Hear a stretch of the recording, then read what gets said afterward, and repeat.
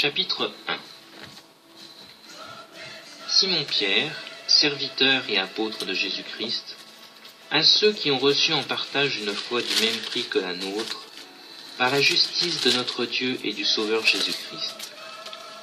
Que la grâce et la paix vous soient multipliées par la connaissance de Dieu et de Jésus notre Sauveur. Comme sa divine puissance nous a donné tout ce qui contribue à la vie et à la piété, au moyen de la connaissance de celui qui nous a appelés par sa propre gloire et sa vertu, lesquels nous assurent de sa part les plus grandes et les plus précieuses promesses, afin que par elles vous deveniez participants de la nature divine en fuyant la corruption qui existe dans le monde par la convoitise. À cause de cela même, faites tous vos efforts pour joindre à votre foi la vertu, à la vertu la science, à la science la tempérance, à la tempérance la patience, à la patience la piété, à la piété l'amour fraternel, à l'amour fraternel la charité.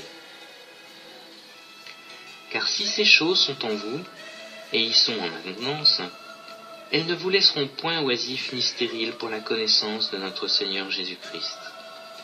Mais celui en qui ces choses ne sont point est aveugle, il ne voit pas de loin, et il a mis en oubli la purification de ses anciens péchés. C'est pourquoi, frères, appliquez-vous d'autant plus à affermir votre vocation et votre élection, car en faisant cela vous ne broncherez jamais. C'est ainsi, en effet, que l'entrée dans le royaume éternel de notre Seigneur et Sauveur Jésus-Christ vous sera pleinement accordée.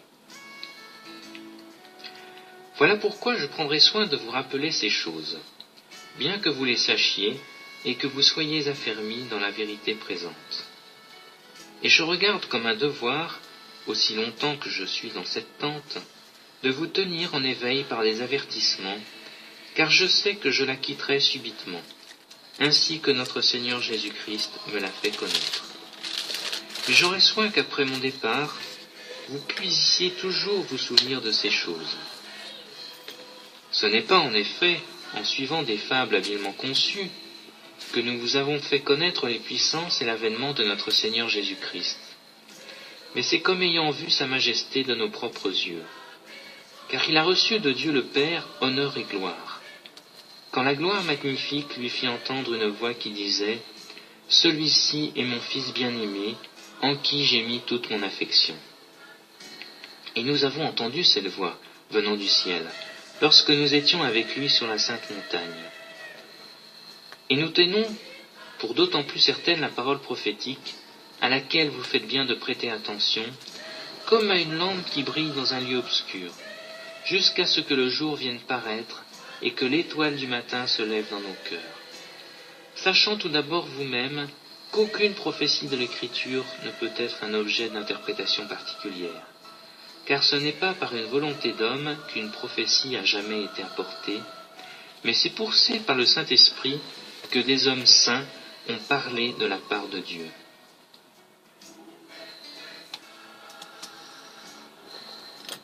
Deuxième épître de Pierre, chapitre 2. Il y a eu parmi le peuple de faux prophètes, et il y aura de même parmi vous de faux docteurs, qui introduiront des sectes pernicieuses, et qui, reniant le maître qui les a rachetés, attireront sur eux une ruine soudaine. Plusieurs les suivront dans leur dissolution, et la voix de la vérité sera calomniée à cause d'eux. Par cupidité, ils trafiqueront de vous au moyen de paroles trompeuses, eux que menace depuis longtemps la condamnation, et dont la ruine ne sommeille point. Car si Dieu n'a pas épargné les anges qui ont péché, mais s'il les a précipités dans les abîmes de ténèbres, et les réserve pour le jugement, s'il n'a pas épargné l'ancien monde, mais s'il a sauvé Noé, lui le huitième, ce prédicateur de la justice, lorsqu'il fit venir le déluge sur un monde d'impies, s'il a condamné à la destruction et réduit en cendres les villes de Sodome et de Gomorrhe, les donnant comme exemple aux impies à venir, et s'il a délivré le juste Lot, profondément attristé de la conduite de ces hommes sans frein dans leur dissolution, car ce juste qui habitait au milieu d'eux tourmentait journellement son âme juste à cause de ce qu'il voyait et entendait de leurs œuvres criminelles, le Seigneur sait délivrer de l'épreuve les hommes pieux, et réserver les injustes pour être punis au jour du jugement. Ceux surtout qui vont après la chair dans un désir d'impureté et qui méprisent l'autorité. Audacieux et arrogants, ils ne craignent pas d'injurier les gloires, tandis que les anges supérieurs en force et en puissance ne portent pas contre elles de jugement injurieux devant le Seigneur. Mais eux, semblables à des brutes qui s'abandonnent à leur penchant naturel et qui sont nées pour être prises et détruites, ils parlent d'une manière injurieuse de ce qu'ils ignorent, et ils périront par leur propre corruption, recevant ainsi le salaire de leur iniquité. Ils trouvent leur délice à se livrer au plaisir en plein jour. Hommes tarés et souillés, ils se délectent dans leur tromperie, en faisant bonne chère avec vous. Ils ont les yeux pleins d'adultère et insatiables de péché. Ils amorcent les âmes mal affermies. Ils ont le cœur exercé à la cupidité. Ce sont des enfants de malédiction. Après avoir quitté le droit chemin, ils se sont égarés, en suivant la voie de Balaam, fils de Bosor, qui aima le salaire de l'iniquité, mais qui fut repris pour sa transgression. Une ânesse muette, faisant entendre une voix d'homme, arrêta la démence du prophète. Ces gens-là sont des fontaines sans eau, des nuées que chasse un tourbillon. L'obscurité des ténèbres leur est réservée. Avec des discours enflés de vanité, ils amorcent par les convoitises de la chair, par les dissolutions, ceux qui viennent à peine d'échapper aux hommes qui vivent dans l'égarement. Ils leur promettent la liberté quand ils sont eux-mêmes esclaves de la corruption, car chacun est esclave de ce qui a triomphé de lui.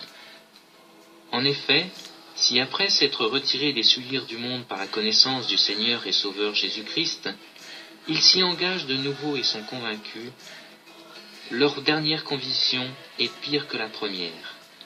Car mieux valait pour eux n'avoir pas connu la voie de la justice que de se détourner, après l'avoir connue, du saint commandement qui leur avait été donné. Il leur est arrivé ce qu'a dit un proverbe, « Le chien est retourné à ce qu'il avait vomi, et la truie lavée s'est vautrée dans le bourbier. »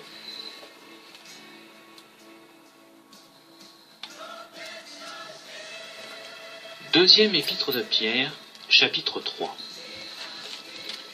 Voici déjà, bien-aimés, la seconde lettre que je vous écris.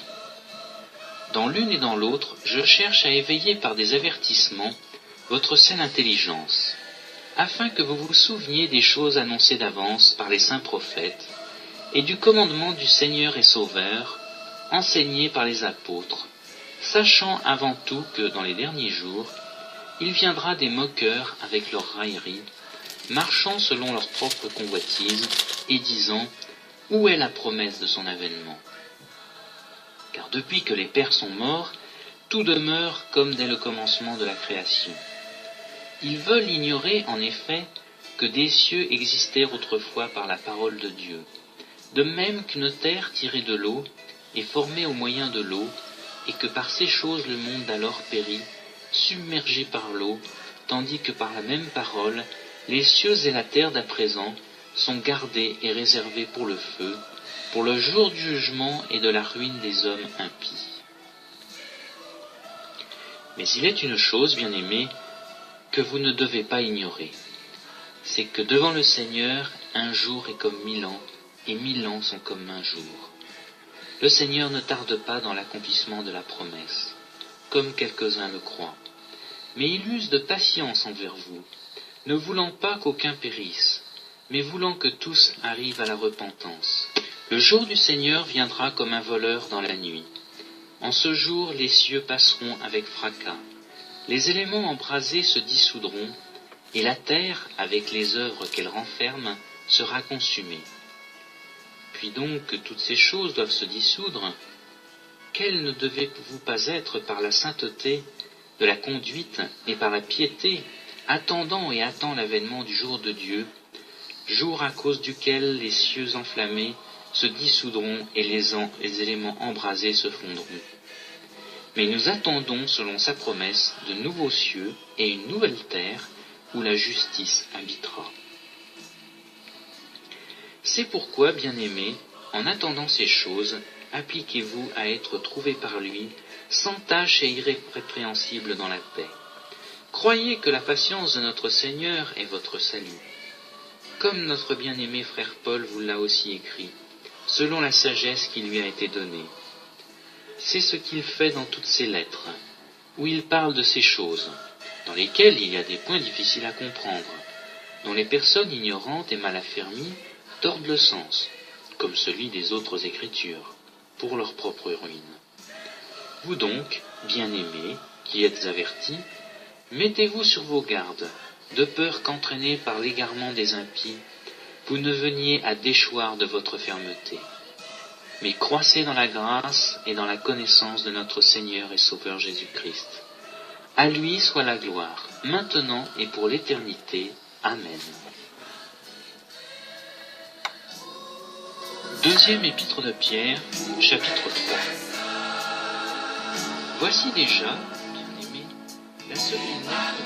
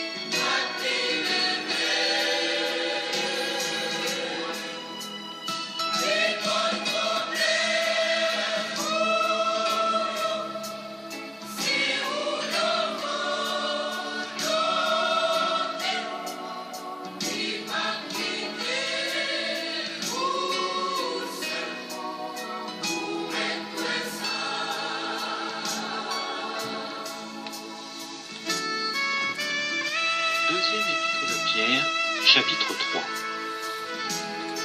Voici déjà, bien-aimés, la seconde lettre que je vous écris. Dans l'une et dans l'autre, je cherche à éveiller par des avertissements votre saine intelligence, afin que vous vous souveniez des choses annoncées d'avance par les saints prophètes et du commandement du Seigneur et Sauveur, enseigné par les apôtres, sachant avant tout que dans les derniers jours, il viendra des moqueurs avec leurs railleries, marchant selon leur propre convoitise et disant « Où est la promesse de son avènement ?» Car depuis que les pères sont morts, tout demeure comme dès le commencement de la création. Ils veulent ignorer en effet que des cieux existèrent autrefois par la parole de Dieu, de même qu'une terre tirée de l'eau est formée au moyen de l'eau, et que par ces choses le monde alors périt, submergé par l'eau, tandis que par la même parole, les cieux et la terre d'à présent sont gardés et réservés pour le feu, pour le jour du jugement et de la ruine des hommes impies. Mais il est une chose, bien-aimés, que vous ne devez pas ignorer, c'est que devant le Seigneur, un jour est comme 1000 ans, et 1000 ans sont comme un jour. Le Seigneur ne tarde pas dans l'accomplissement de la promesse, comme quelques-uns le croient, mais il use de patience envers vous, ne voulant pas qu'aucun périsse, mais voulant que tous arrivent à la repentance. Le jour du Seigneur viendra comme un voleur dans la nuit. En ce jour, les cieux passeront avec fracas, les éléments embrasés se dissoudront, et la terre, avec les œuvres qu'elle renferme, sera consumée. Donc que toutes ces choses doivent se dissoudre, quelle ne devait-vous pas être par la sainteté de la conduite et par la piété, attendant et attend l'avènement du jour de Dieu, jour à cause duquel les cieux enflammés se dissoudront et les éléments embrasés se fondront. Mais nous attendons, selon sa promesse, de nouveaux cieux et une nouvelle terre où la justice habitera. C'est pourquoi, bien-aimés, en attendant ces choses, appliquez-vous à être trouvés par lui, sans tache et irrépréhensibles dans la paix. Croyez que la patience de notre Seigneur est votre salut. Comme notre bien-aimé frère Paul vous l'a aussi écrit, selon la sagesse qui lui a été donnée. C'est ce qu'il fait dans toutes ses lettres, où il parle de ces choses, dans lesquelles il y a des points difficiles à comprendre, dont les personnes ignorantes et mal affermies tordent le sens, comme celui des autres Écritures, pour leur propre vie. Vous donc, bien-aimés, qui êtes avertis, mettez-vous sur vos gardes, de peur qu'entraînés par l'égarement des impies, vous ne veniez à déchoir de votre fermeté. Mais croissez dans la grâce et dans la connaissance de notre Seigneur et Sauveur Jésus-Christ. À lui soit la gloire, maintenant et pour l'éternité. Amen. Deuxième épître de Pierre, chapitre 3. Voici déjà, bien-aimés, la seconde lettre que je vous écris. Dans l'une et dans l'autre, je cherche à éveiller par des avertissements votre saine intelligence, afin que vous vous souveniez des choses annoncées d'avance par les saints prophètes, et du commandement du Seigneur et Sauveur, enseigné par les apôtres, sachant avant tout que dans les derniers jours, il viendra des moqueurs avec leur raillerie, marchant selon leur propre convoitise, et disant « Où est la promesse de son avènement ?» Car depuis que les pères sont morts, tout demeure comme dès le commencement de la création.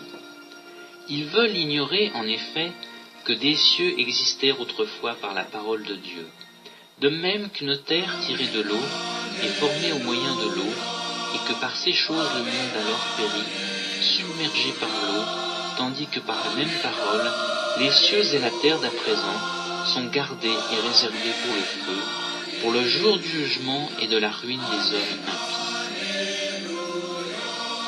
Mais il est une chose, bien-aimés, que vous ne devez pas ignorer, c'est que devant le Seigneur, un jour est comme 1000 ans, et 1000 ans sont comme un jour. Le Seigneur ne tarde pas dans l'accomplissement de la promesse, comme quelques-uns le croient, mais il use de patience envers vous, ne voulant pas qu'aucun périsse, mais voulant que tous arrivent à la repentance. Le jour du Seigneur viendra comme un voleur dans la nuit. En ce jour, les cieux passeront avec fracas. Les éléments embrasés se dissoudront, et la terre, avec les œuvres qu'elle renferme, sera consumée. Puis donc que toutes ces choses doivent se dissoudre, quelles ne devaient-vous pas être par la sainteté de la conduite et par la piété, attendant et attend l'avènement du jour de Dieu, jour à cause duquel les cieux enflammés se dissoudront et les éléments embrasés se fondront. Mais nous attendons, selon sa promesse, de nouveaux cieux et une nouvelle terre où la justice habitera. C'est pourquoi, bien-aimés, en attendant ces choses, appliquez-vous à être trouvés par lui, sans tache et irrépréhensibles dans la paix. Croyez que la patience de notre Seigneur est votre salut. Comme notre bien-aimé frère Paul vous l'a aussi écrit, selon la sagesse qui lui a été donnée. C'est ce qu'il fait dans toutes ses lettres, où il parle de ces choses, dans lesquelles il y a des points difficiles à comprendre, dont les personnes ignorantes et mal affermies tordent le sens, comme celui des autres Écritures, pour leur propre vie. Vous donc, bien-aimés, qui êtes avertis, mettez-vous sur vos gardes, de peur qu'entraînés par l'égarement des impies, vous ne veniez à déchoir de votre fermeté. Mais croissez dans la grâce et dans la connaissance de notre Seigneur et Sauveur Jésus-Christ. À lui soit la gloire, maintenant et pour l'éternité. Amen. Deuxième épître de Pierre, chapitre 3. Voici déjà, bien-aimés, la seconde lettre que je vous écris. Dans l'une et dans l'autre, je cherche à éveiller par des avertissements votre saine intelligence, afin que vous vous souveniez des choses annoncées d'avance par les saints prophètes, et du commandement du Seigneur et Sauveur, enseigné par les apôtres, sachant avant tout que dans les derniers jours, il viendra des moqueurs avec leur raillerie, marchant selon leur propre convoitise, et disant « Où est la promesse de son avènement ?» Car depuis que les pères sont morts, tout demeure comme dès le commencement de la création. Ils veulent ignorer.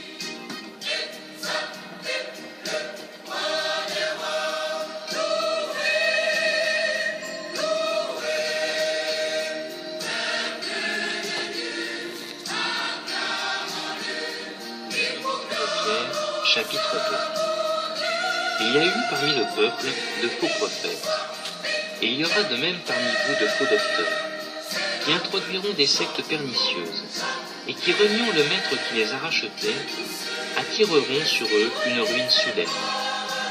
Plusieurs les suivront dans leur dissolution, et la voie de la vérité sera calomniée à cause d'eux. Par cupidité, ils trafiqueront de vous au moyen de paroles trompeuses, eux que menace depuis longtemps la condamnation et dont la ruine ne sommeille point.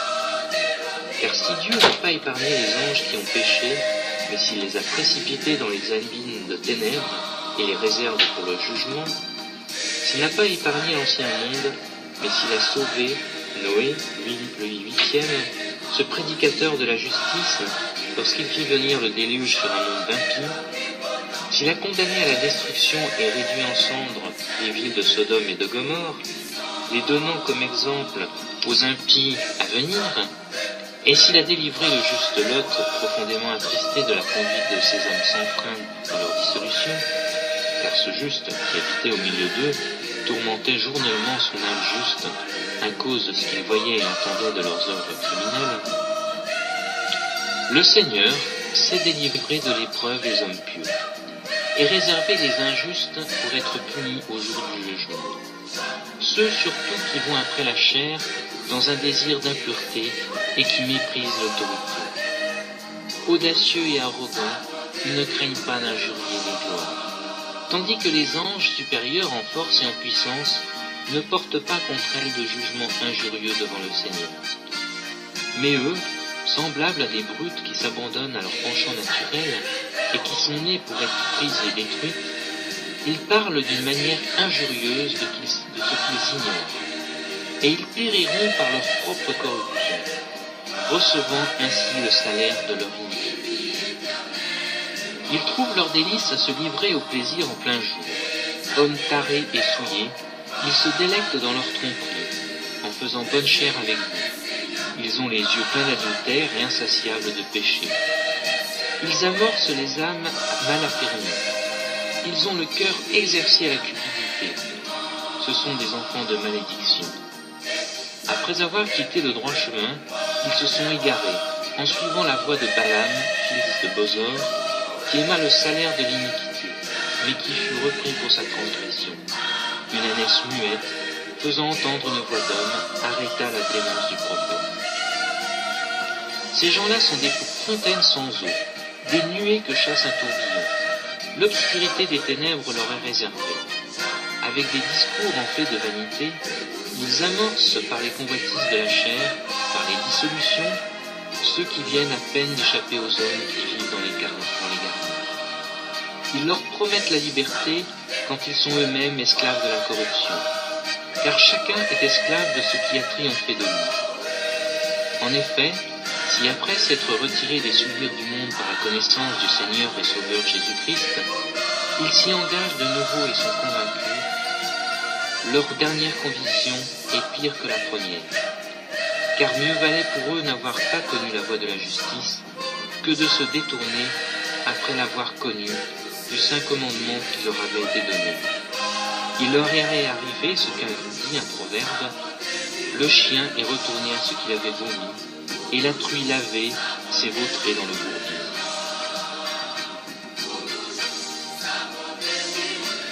Deuxième épître de Pierre, chapitre 2. Il y a eu parmi le peuple de faux prophètes.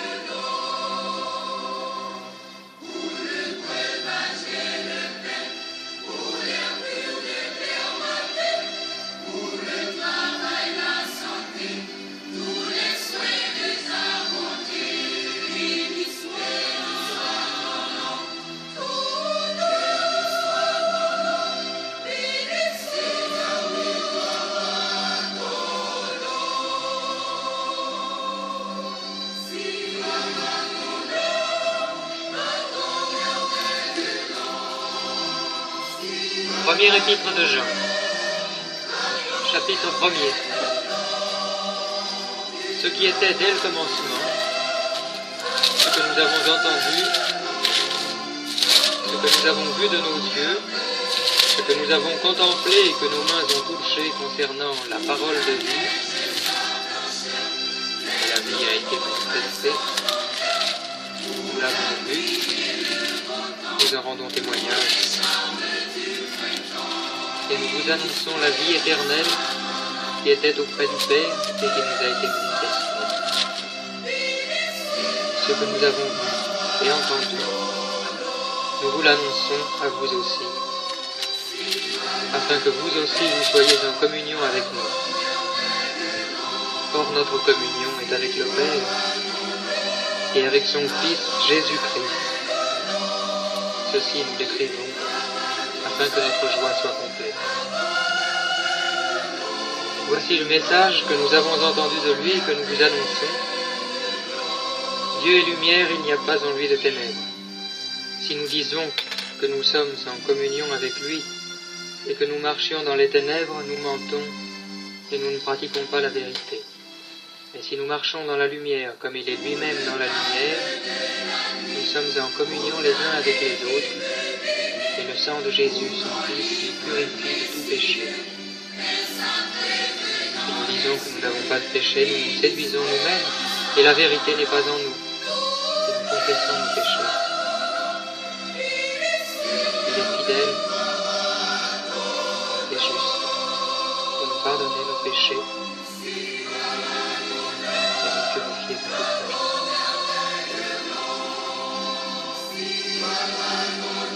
Premier épître de Jean, chapitre 1er. Ce qui était dès le commencement, ce que nous avons entendu. Premier épître de Jean, chapitre 2. Mes petits enfants, je vous écris ceci afin que vous ne péchiez pas. Et si quelqu'un a péché, nous avons un avocat auprès du Père, Jésus-Christ le juste. Il est lui-même victime expiatoire pour nos péchés. Non seulement pour les nôtres, mais aussi pour ceux du monde entier. À ceci nous reconnaissons que nous l'avons connu, si nous gardons ses commandements.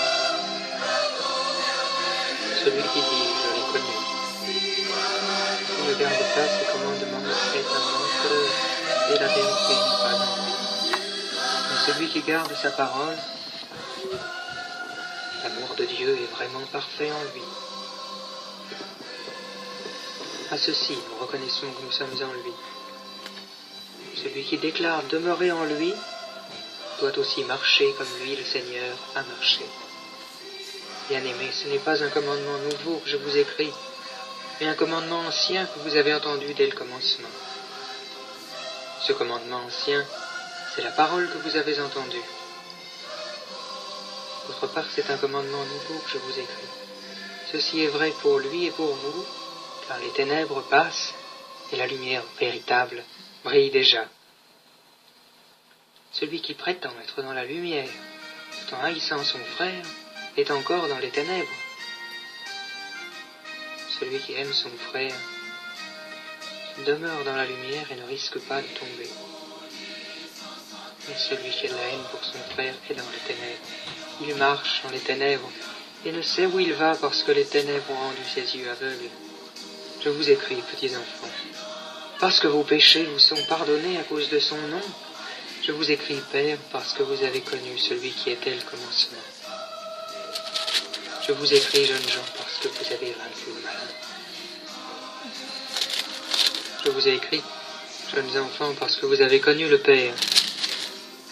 Je vous ai écrit, Père, parce que vous avez connu celui qui est dès le commencement. Je vous ai écrit, jeunes gens, parce que vous êtes forts, que la parole de Dieu demeure en vous et que vous avez vaincu le malin. N'aimez pas le monde, ni ce qui est dans le monde. Si quelqu'un aime le monde, l'amour du Père n'est pas en lui.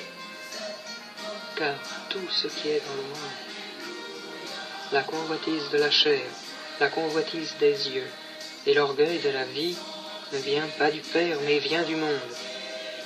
Et le monde passe, et sa convoitise aussi. Et celui qui fait la volonté de Dieu demeure éternellement. Jeunes enfants,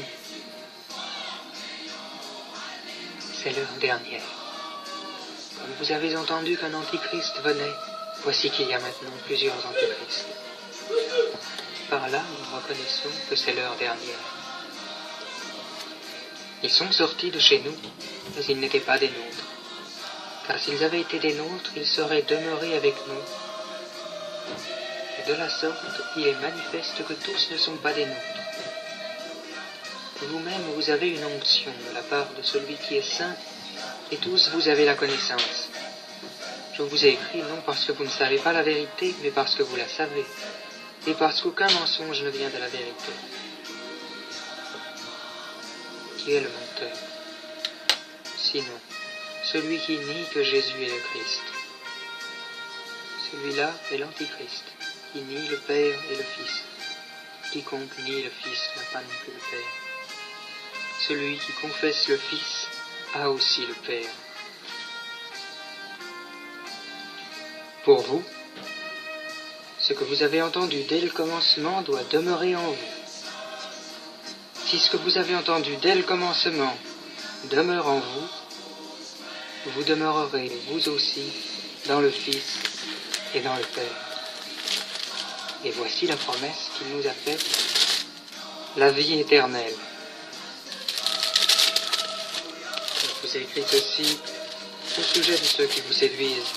Pour vous, l'onction que vous avez reçue de lui demeure en vous et vous n'avez pas besoin qu'on vous enseigne. Et comme son onction vous enseigne toutes choses, qu'elle est véritable et qu'elle n'est pas un mensonge, demeurez en lui comme elle vous l'a enseigné. Et maintenant, petits enfants, demeurez en lui, afin qu'au moment où il sera manifesté, nous ayons de l'assurance, et qu'à son événement, nous n'ayons pas honte devant lui. Si vous savez qu'il est juste, reconnaissez que quiconque pratique la justice est né de lui.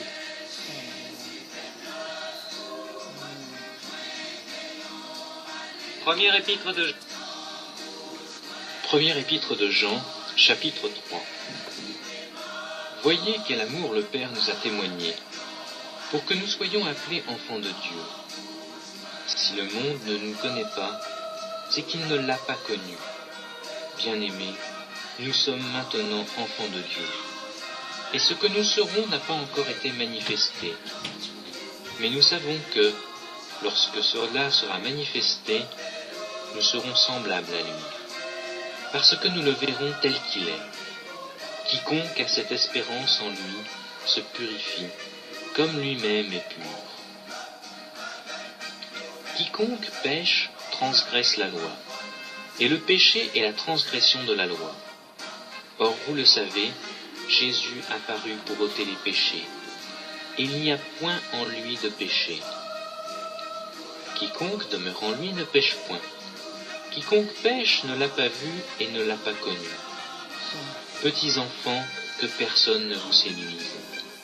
Celui qui pratique la justice est juste, comme lui-même est juste. Celui qui pêche est du diable, car le diable pêche dès le commencement. Le Fils de Dieu apparut afin de détruire les œuvres du diable. Quiconque est né de Dieu ne pratique pas le péché, parce que la semence de Dieu demeure en lui. Et il ne peut pécher parce qu'il est né de Dieu. C'est par là que se font reconnaître les enfants de Dieu et les enfants du diable. Quiconque ne pratique pas la justice n'est pas de Dieu, non plus que celui qui n'aime pas son frère. Car ce qui vous avait été annoncé, et ce que vous avez entendu dès le commencement, c'est que nous devons nous aimer les uns les autres, et ne pas ressembler à Caïn, qui était du malin et qui tua son frère. Et pourquoi le tua-t-il? C'est parce que ses œuvres étaient mauvaises, et que celles de son frère étaient justes. Ne vous étonnez pas, frères, si le monde vous hait. Nous savons que nous sommes passés de la mort à la vie, parce que nous aimons les frères. Celui qui n'aime pas son frère demeure dans la mort. Quiconque hait son frère est un meurtrier, et vous savez qu'aucun meurtrier n'a la vie éternelle demeurant en lui. Nous avons connu l'amour en ce qu'il a donné sa vie pour nous. Nous aussi, nous devons donner notre vie pour les frères. Si quelqu'un possède les biens du monde et que, voyant son frère dans le besoin, il lui ferme ses entrailles, comment l'amour de Dieu demeure-t-il en lui? Petits enfants, n'aimons pas en parole et avec la langue, mais en action et avec vérité. Par là nous connaîtrons que nous sommes de la vérité, et nous rassurerons nos cœurs devant lui. Car si notre cœur nous condamne, Dieu est plus grand que notre cœur, et il connaît toutes choses. Bien-aimés, si notre cœur ne nous condamne pas, nous avons de l'assurance devant Dieu. Quoi que ce soit que nous demandions, nous le recevons de lui, parce que nous gardons ses commandements et que nous faisons ce qui lui est agréable. Et c'est ici son commandement, que nous croyions au nom de son Fils Jésus-Christ et que nous nous aimions les uns les autres, selon le commandement qu'il nous a donné. Celui qui garde ses commandements demeure en Dieu et Dieu en lui. Et nous connaissons qu'il demeure en nous par l'Esprit qu'il nous a donné.